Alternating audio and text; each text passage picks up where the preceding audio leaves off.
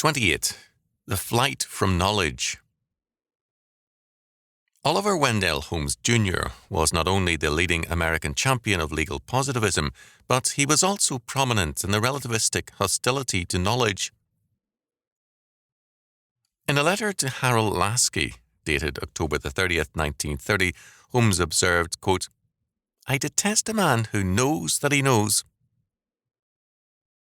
In part, Holmes's remark had reference to fanatics who manifested an irrational insistence on the truth of their position, but Holmes had more in mind than this. Basically, his position was the same as that of a later Chief Justice, Frederick Moore Vinson, who said, quote, "Nothing is more certain in modern society than the principle that there are no absolutes." Vinson and Holmes were both relativists. For them, there was no truth, no absolute right or wrong. Their perspective was pragmatic and positivistic, and, of course, anti-Christian. The possibility of true knowledge concerning ultimate reality is denied by relativism. It's held that man cannot know God if he exists, nor can he know the world of nature truly. He can use reality, but he cannot truly know it. Not only this, but the attempt to gain knowledge is itself condemned. According to Kant, the father of sociology, the quest for meaning and knowledge represents the theological and metaphysical stages of history. Now, in the scientific stage, man moves not in terms of myth and meaning, not in terms of knowledge, but in terms of utility. The real question, we are told, is not, what does this mean, but how can I use it? Man must renounce meaning and knowledge for the pragmatic use of things. The goal of learning, therefore, is not knowledge, but the power to manipulate. In dealing with either men or things, our purpose under pragmatism and relativism becomes not a knowledge of them, but the power to manipulate them. Education today is under the influence of this relativistic philosophy and expressive of it. Whether in its Marxist, existentialist, pragmatic, instrumentalist, progressivistic, or other forms, modern education is hostile to knowledge and in flight from knowledge. Its negative function is to indoctrinate its subjects with a radical cynicism concerning the family, patriotism, religion, philosophy, theology, and all things else. The student must be divorced from meaning and knowledge and married to power, because it is held knowledge is power. As a result, all the traditional subjects have been changed. History is no longer treated as history, the knowledge of the past. It is social science now. The science of human control, and when the past is studied, it is in terms of controlling the present. Philosophy, too, has changed. It is no longer, as its name indicates, the love of wisdom or knowledge. Its basic disciplines, epistemology and metaphysics, are treated with contempt. Philosophy has become a tool of power. It is instrumental to science and social controls. The idea that true knowledge should be the goal of philosophy is ridiculed as pre-scientific expectation. Philosophy, too, is in full-scale retreat from knowledge. Much of philosophy has become logical analysis, the study of words and their use as instruments of power. Semantics, too, is interested in language only in the instrumental sense.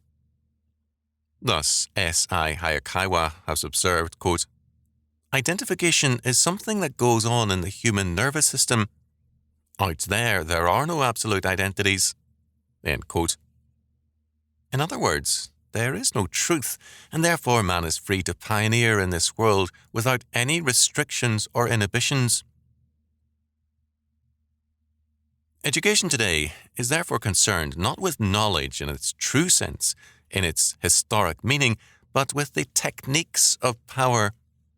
We call it technical education or technical knowledge because it is simply the ability to use the techniques of a profession, not the knowledge of things.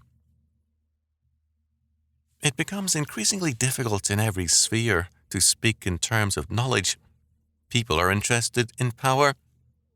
Even in the churches, this basic pragmatism prevails. It is not knowledge of God and His Word that men seek, but rather how to live more successfully, how to find peace, how to win friends, and the like. The basic question asked of religion is this: what is God doing for man? People go to church not to worship, not to submit themselves to God and to gain knowledge from God's Word, but to advance themselves psychologically and socially.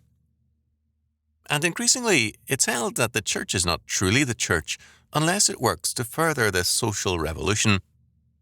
The church itself has become another pragmatic tool of humanistic man. The flight from knowledge means basically an anti-social movement. To deny that there is any absolute truth and absolute knowledge is to deny that there is a God who is the centre and Lord over all things, and whose order and truth governs, and is the source of all truth and knowledge. If there is no absolute knowledge in God and from God in His revelation, then the only absolute in any man's life is himself. Every man is his own God, his own law, and his own source of knowledge. His self-knowledge is the only knowledge possible to him, because there is then no other truth than man. Man's purpose becomes power over other men, that control over the world of men and things which will prove to himself that he is the God which he believes he is. As a result, he isolates himself from all men, withdraws into the solitariness of his imagined godhood, and, together with all the other men who delude themselves with the same pretensions of godhood, he becomes a member of the lonely crowd. Instead of being a man among men, he sees himself as a god among men, and his goal becomes not to love or hate men, that is, to have personal relationships with them, but to use men, to manipulate them impersonally. As a result, in the name of humanity, this man-god treats mankind as an object to be used and manipulated. The modern humanist is in secession from society. He is in flight from knowledge and in full-scale retreat from reality. The humanist is compelled to deny the possibility of knowledge because it is the only possible way he can imagine of denying God. David declared, "The heavens declare the glory of God, and the firmament showeth his handiwork. Day unto day uttereth speech, and night unto night showeth knowledge. There is no speech nor language where their voice is not heard." Psalm 19, 1-3. As St. Paul said, quote, "That which may be known of God is manifest in them, for God hath showed it unto them. For the invisible things of him from the creation of the world are clearly seen, being understood by the things that are made, even his eternal power and Godhead, so that they are without excuse." Romans 1, 19 and 20. All man's knowledge witnesses to God, and the law and order of God's creation witnesses to God, so that man faces everywhere the inescapable knowledge of God. The knowledge of God is inescapable because all things were created by God and therefore witness to him. Every fact is a God-created fact and therefore can only witness to God. There are no brute facts in the universe, only God-created and God-ordained facts. Every fact, therefore, proclaims God when it is truly known. The only way the humanist believes that he can escape God is to deny the possibility of knowledge. The purpose of relativism in its every form is to shut the door in the face of God, to deny the possibility of all knowledge, because all knowledge testifies to God. It is not merely the denial of knowledge, but the intense flight from knowledge which characterizes relativism. Relativism is the modern form of atheism. It is far more radical than the older atheism, which merely denied God. Relativism denies not only God, but all knowledge. Relativism, therefore, unleashes the forces of total negation. It creates a hostility on all fronts to all law and order, to every institution except the power state. It attacks the family because it hates the ties of family love. Family love involves subordination to an accepted law and order, to parents, to the responsibility of being a husband or a wife.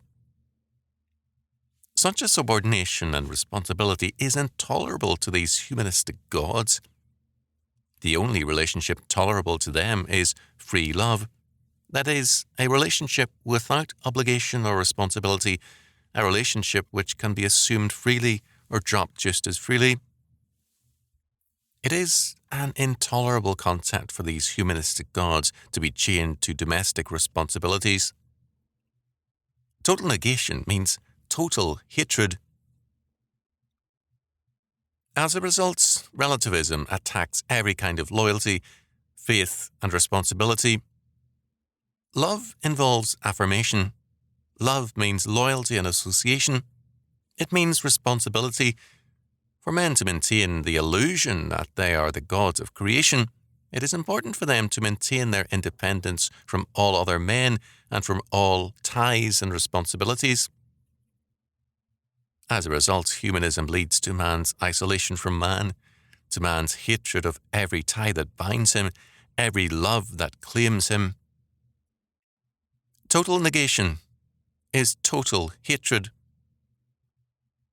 The flight from knowledge can culminate logically only in ignorance, because relativism and pragmatism are dedicated to a systematic ignorance of certain knowledge. It is not surprising, therefore, that progressive education produces academic ignorance, nor that existentialism breeds an unwashed, boorish, and ignorant herd of followers. The flight from knowledge, however, is doomed to frustration. Since man also is a God-created fact, man can nowhere escape the knowledge of God, neither in the world nor in the recesses of his being. David made clear this inescapable knowledge of God in Psalm 139, 7-12. Whither shall I go from thy spirit, or whither shall I flee from thy presence? If I ascend up into heaven, thou art there. If I make my bed in hell, behold, thou art there. If I take the wings of the morning and dwell in the uttermost parts of the sea, even there shall thy hand lead me, and thy right hand shall hold me.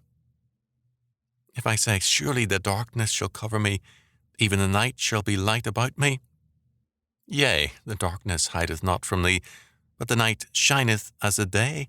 The darkness and the light are both alike to thee.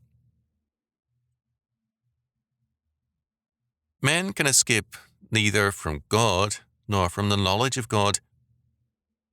St. Paul declared that, in the fullness of time, every knee should bow, of things in heaven, and things in earth, and things under the earth, and that every tongue should confess that Jesus Christ is Lord, to the glory of God the Father. Philippians 2, 10 and 11. The inescapable knowledge of God shall bring inescapable submission to Jesus Christ, either as Saviour or as Judge. The conclusion of the flight from knowledge is the grim reality of the inescapable knowledge of judgment.